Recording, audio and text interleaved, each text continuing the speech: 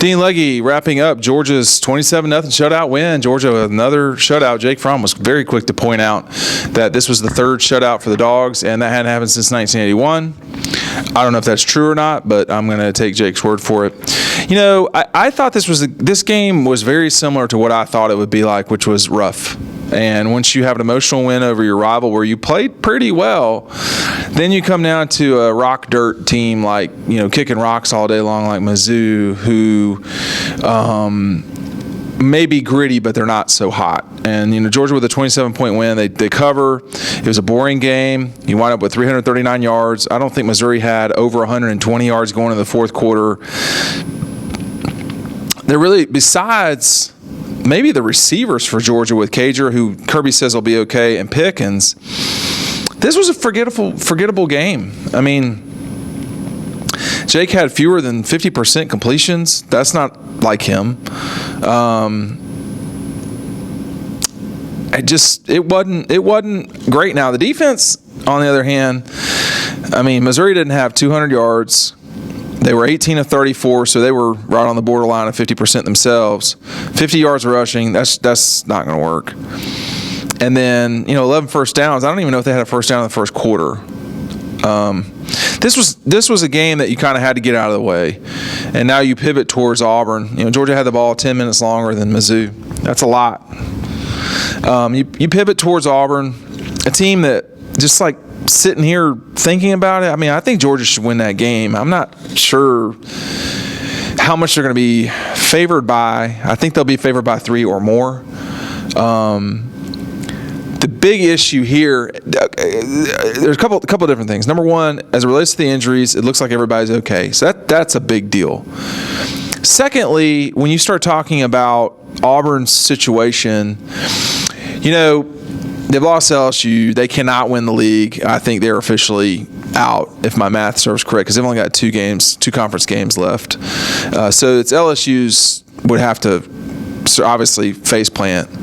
But, you know, for Auburn, playing at home is a big deal. That'll help. This is really one of the tougher places to play in the league. And there's a lot of places that are tough to play. But Auburn, South Carolina, Tennessee, those are tough places to play that Georgia consistently plays at. But it can get really loud at Auburn, and you don't even think that it's loud, but it's loud. And once you can't hear, you can't hear.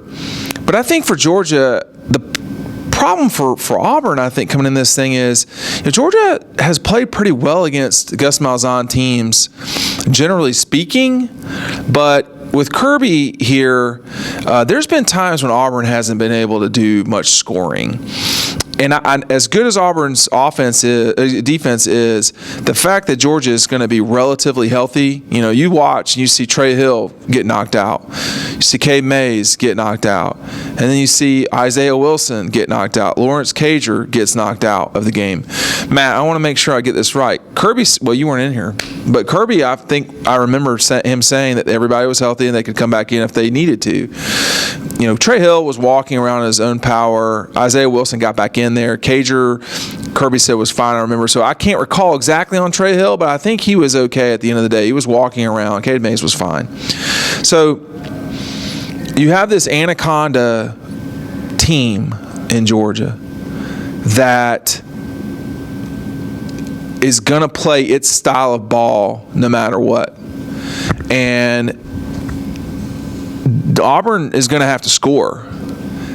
That's going to be challenging for Auburn. I'm just here to tell you that, you know, it doesn't matter, but Florida put up 56 today on Vanderbilt.